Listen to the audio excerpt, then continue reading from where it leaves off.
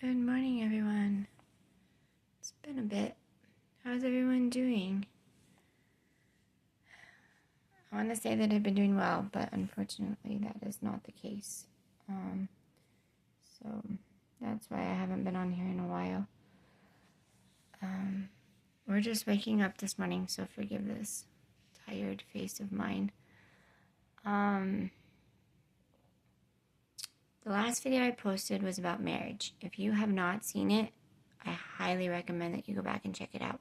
Whether you're in a chronic illness marriage or just marriage in general, there is a lot of real, vulnerable, real life stuff in there that I think could really help somebody. I was very vulnerable with permission from my husband, so don't anybody come at me. I did get permission from my husband.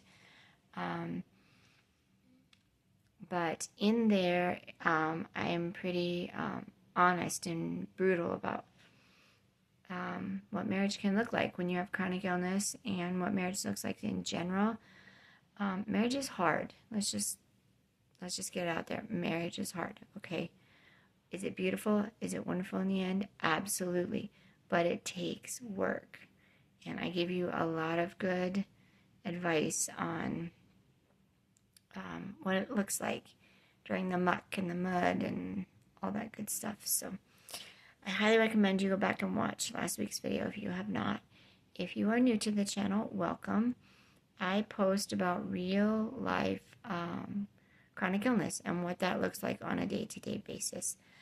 You're not going to come on here and find this beautiful camera with no graininess and no fuzzies because I'm only using my phone and I don't have a very expensive one at that, because when you have chronic illness, you have a lot of bills. So you're going to get real life, raw chronic illness. And sometimes I look a little better than like I do right now. And other times I look worse because that's just real life chronic illness. And I'm not going to doctor it up. So if you know someone with chronic illness or you have chronic illness, I'd love for you to join us. Maybe there'll be something here that you can relate with or might help you along your journey of chronic illness. I also love to pray for people. So if you ever have prayers, put them in the comments below and I will pray for you. Let's jump right in. I have not been on here for 4 weeks, at least 4 weeks, almost 5 probably. There's a reason for that. I put mascara on because I'm starting the process of getting ready for the day. I haven't done my hair yet, but I've slowly started the process of getting ready for the day because I have some stuff to do. And let me just tell you, I'm hoping to keep my makeup on. But this is going to be a couple of parts to this video. So this is part 1, which I'm calling She's Gone. And in the next parts, I will go in depth into some of my best friend's chronic illnesses. So I have a dear friend, and I have known her since she was probably 12 or 13. I was a little bit older than her. I was closer in age with her brother than her, but we got along swimmingly. Age didn't matter to us. And we had the best of friendship. And I met her in youth group. I remember vividly that we went on a mission trip together down to Mission, Texas, and we did Bible clubs. Kind of like when you send your kids to vacation Bible school. We did that in some of the poorest of neighborhoods. And kids and people would come out, and they were mostly coming out for the snacks because they were hungry. So they were coming out for the drinks and the snacks. But we were teaching them about Jesus with a translator. And so we went down there, and I didn't know her. I knew she was in my youth group, and my youth group was small, but it's like you had the people that you really knew and the people you were getting to know. And she was someone that I was slowly getting to know. But down there in Texas, I really got to know her. And she was super kind, super sweet, brother was the same way, like real kind, real sweet, just very nice. And I remember we came back from that missions trip, and I went home, and this friend of mine, where we live, there was a place called In Town and Out of Town, and my friend lived out of town. So she was out east, we would call it, and it was probably about 30 minutes from where I lived. And I remember I came back from my missions trip, and we were living in town, and my parents said, we're moving. They said, we're putting our house on the market. I was like, what in the world? And because we had lived there for quite a bit, and I was really attached to my home. We had really great, amazing neighbors that we are still friends with to this day. So shout out to absolutely wonderful, wonderful neighbors whom I love dearly and are still my friends today. If you have good neighbors, that's a blessing.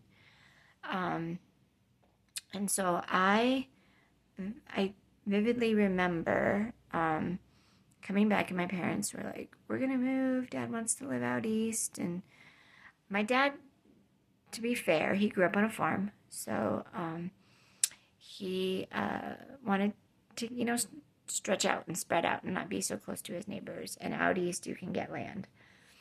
But when I came home, I was devastated. I was like, no, this is the first home I've had in a long time because we moved a lot. And so I was like, I want to stay. Well, then I remembered that my friend that I just met or got to know on the mission trip a little bit better lived out east. And so I was able to find her phone number. And that was back in the phone book days, where you could do that. Or I think I might have called up the youth pastor and asked for her number. But I gave her a call, and I was like, hey, this is my story. This is my situation. What am I going to do? And she's like, it's going to be all right. She's like, it's really nice out here. It's quiet.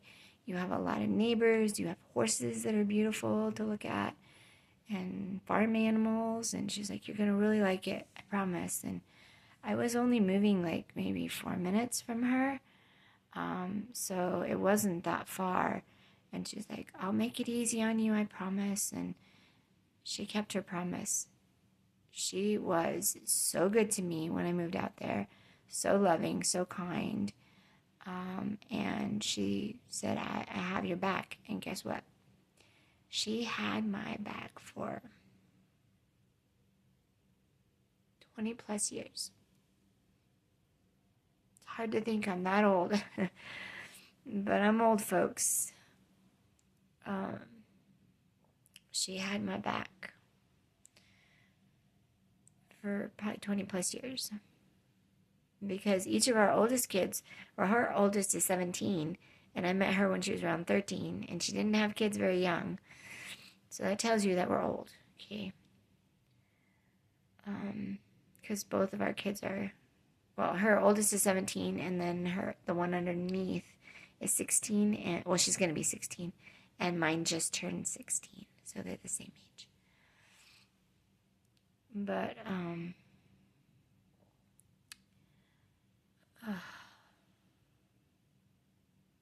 my friend promised me when I moved out east that she would have my back.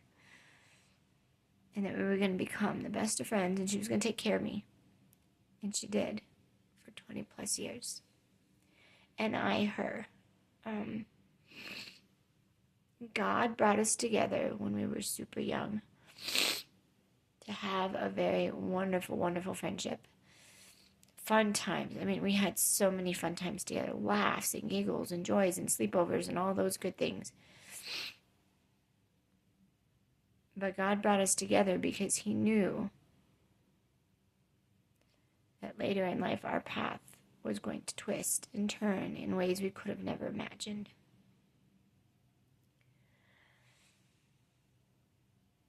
I have tried to make this video umpteen times and just deleted it. This is really hard. And you want to do it justice, right? Like you just want to make sure you're doing it the right way. But I don't have the words. God was really good. He saw what we couldn't see, and he saw what was up ahead, and he saw the rough and the bumpy road that was coming, and the marriage challenges and life challenges and challenges with our children, health challenges, and scary medical things, and then the two of us becoming severely chronically ill. We didn't see that all that coming in youth group. We didn't. You know, that's back in the day when they tell you you're going to marry your Prince Charming, you're going to have lots of children, and it's going to be beautiful. That's where they lie to you. Let's be straight. They lie to you. Am I saying marriage isn't beautiful and wonderful? Oh, it absolutely is. But they like to spread a whole lot of lies, too, about you're going to meet your Prince Charming, and he's going to sweep you off your feet, and it's just going to be this and that, and your kids are going to fall in line, and they're gonna just be these little ducklings that follow you around and do everything you say. And no, it's not like that. And so, anyway, God saw what was coming. He saw the muck and the yuck and the stuff in the future that we did not see. Excuse me. So he knew that we were going to need a season of fun. Let's start there. He knew we were going to need a season of fun. He knew we were going to need laughter and giggles and memories to look back on to keep us going through the hard times.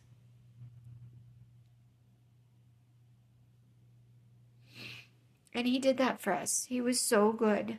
So good. He did that for us.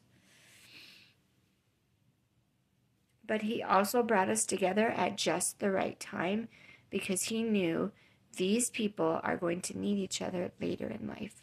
So I don't think it's by accident that my parents moved and I got close with her, because I don't think I would have gotten as close.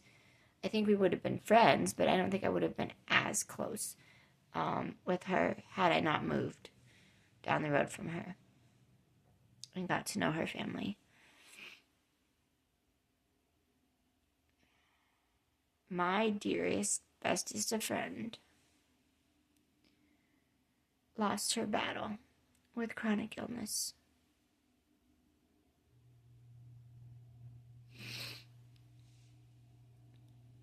It's been 4 weeks. Well, this weekend, so this Saturday, will have been 5 weeks. And she's gone. My whole world is completely been turned upside down. Let me get a tissue.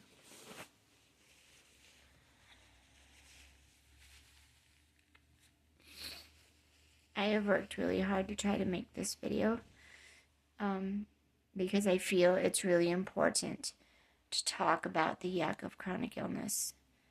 I feel it's really important to share the beautiful friendships that you can have throughout chronic illness. People that can support you and love you and care for you in your darkest of moments. That's why I created this channel, was to be a light in someone's really, really dark place, because not everybody has an Aaliyah like I had. Life is hard.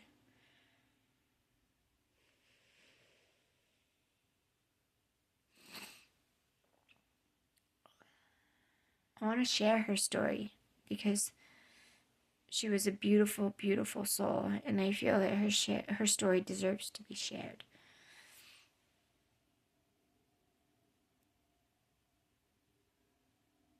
And I want to do it in a way that honors her, and it's so hard to find the words, especially when you're still grieving.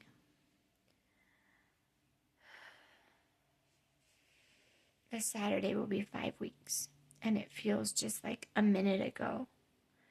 It's still so raw, so real, so painful. It feels like it just recently happened.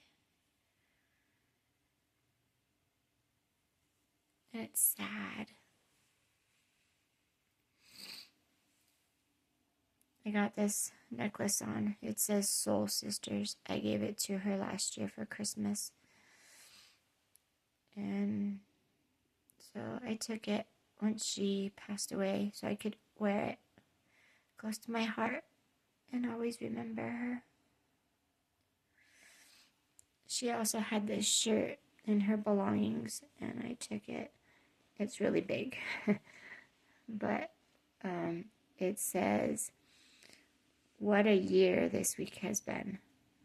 What a year this week has been." If that doesn't describe chronic illness, I don't know what does. And her shirt is cozy and soft and comfy, and it reminds me of her. And so I took it to sleep in and to just be close to her. She loved perfume. I can't tolerate a lot of perfume, so I don't use it anymore. I used to. And we use like unscented laundry soap. And so I'm washing all of her clothes, and it takes, goodness gracious, it takes plenty, let's say that, of washes to get rid of somebody else's smell, whether it's their home or their cleaning products or the laundry soap that they chose to use or the perfume. And I'm not mad about that, because this shirt smells like my friend. It smells like she's right here in the room where I am.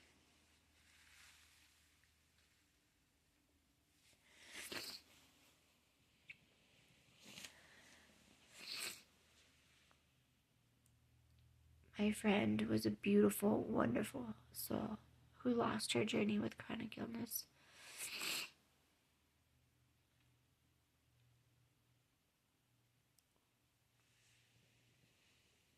She leaves behind people who dearly, dearly cared for her. Children. 2, to be exact. So I would covet your prayers for her children as they figure out how to navigate life without their mama. I pray that a community would rise up and help those children. A good community would rise up and teach them and love on them and care for them exactly the way their mama did. Pray for safety and protection around the children as their mama's not here to guide them anymore.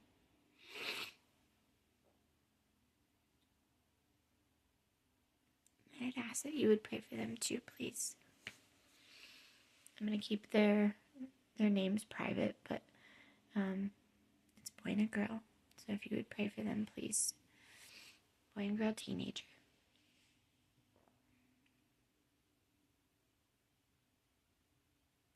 My friend was so beautiful, so wonderful, so amazing. She got me through some of the hardest things I've ever been through in my entire life. And I was able to do the same for her. And I could not be more grateful to God that He put us together when we were younger, so we would have all those memories and all that joy and all that happiness and all that,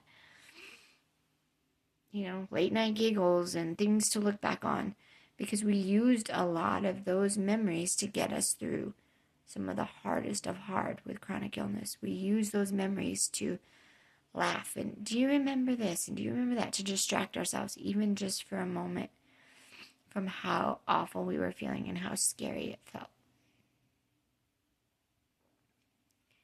God was so good, and He answered my prayers.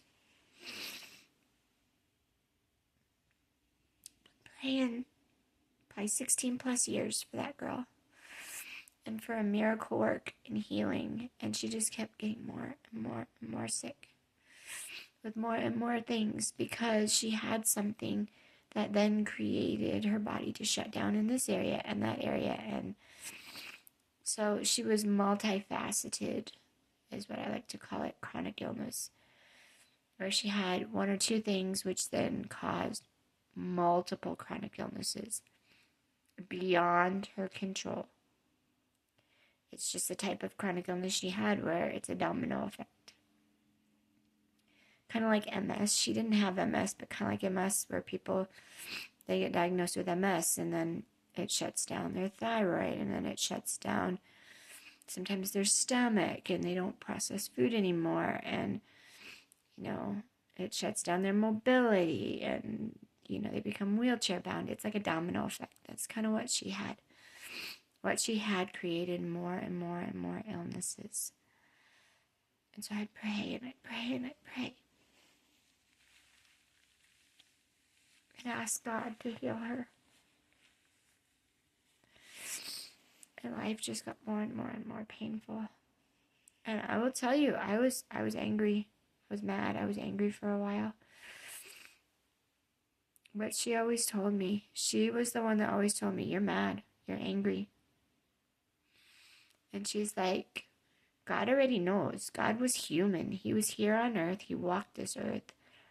He knows. She's like, so just tell him. Go and tell God you're mad.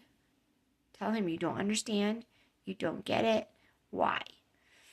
And so she gave me permission to be real and authentic with God. And if nobody has ever given you permission to do that, I highly recommend it, because it is so, I don't know, it's just so relieving, and it just releases this inner monologue with God that I couldn't have before, because I was taught that he is holy and sovereign and to be worshipped and reverenced, and you treat him with respect. And yes, that is truth. That's not a lie. But God is also our Heavenly Father. And he came to earth, and he knows how hard it is here on earth, because Jesus came to earth as our Heavenly Father to die on the cross, to rise again the third day, and go into heaven where we might have eternal life. God came down in the form of man. He knows what earth is like. God created us. It says he knows every hair on the top of our head from to the bottom of our feet. He knows every cell of our body. He created us in his own image. He already knows. He already knows what we're doing now. He already knows what we're going to do 5 minutes from now, 20 minutes from now. He knows we're mad at him. It's okay to tell him so. It's okay to say, I'm mad, I'm sad, I don't understand. How could this bring you honor and glory to have her suffering? Do I think he created her suffering? No, I do not. Let's talk about that, because some people will think, well, God was having her suffer for a reason. She must have been sinning some way, or done this or done that. I've been down that road where I've been chronically sick and ill, and people will pray over me, and I don't get some miraculous things you see on TV where the people fall to the ground, get up, and they're perfectly fine again. I haven't had that. And so people will pray over me who say they have the gift of healing, and they'll pray over me, and then they'll come back and they'll be like, so you're better? I'm like, no, actually I'm not. And they'll say, well, then you must have some sort of sin in your life. You must not have believed hard enough, or you must have, something in your life. It's something to do with me, because it wasn't them. They have the gift of healing, so it wasn't them. God does not promise us healing here on earth. He does not promise us that he's going to heal us here on earth. Does he do that for some? Absolutely, he certainly does. But some he chooses to heal by taking them home to heaven and saying, well done, my good and faithful servant. You're home now.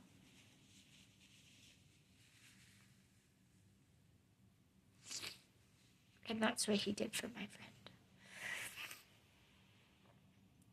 Healing may not have looked the way that I prayed or wanted, But God never lies, and God never disappoints. He took my friend home and made her whole. I wish it had been here on earth, but it just wasn't meant to be.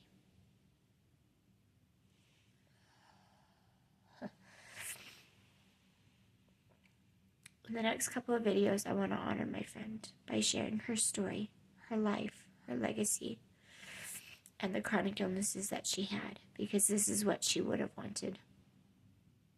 She would have wanted me to spread awareness and to bring light to the very rare chronic illnesses that she had, that there was not a lot of hope for. Not a lot of doctors even know. Then she can say what she has, but a lot of doctors are like, huh? It's so, so, so rare. So I want to bring light to these chronic illnesses so that if anyone out there is suffering with anything similar to what she has, you can ask your doctor about it. Because this is what my friend would have wanted. She would have wanted her story to continue on and her legacy to continue on. And so that's what I'm going to do. In the next couple of videos, I'm going to share some of her beautiful, wonderful journey of life. And I'm going to share what a wonderful person she meant to me. And I'm going to share her chronic illnesses in hopes of helping and saving another one. My friend died. She actually asked to go to science because she did not want anyone else to ever have to suffer in the manner that she suffered. She wanted them to learn. And I know in her passing she would want me to carry on the torch and share her journey and her life with the world. So that's what I'm going to do. I would covet your prayers in the days and weeks to come. Covet your prayers for her children and her brother and friends and family. And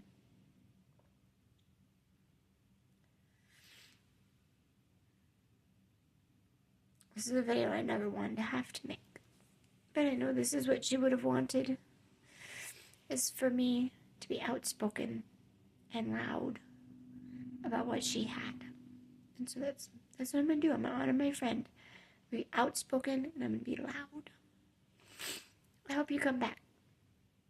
There's going to be a couple of parts to this video, so I hope you come back. Come and join me on the journey of sharing my friend's story and saying goodbye to her.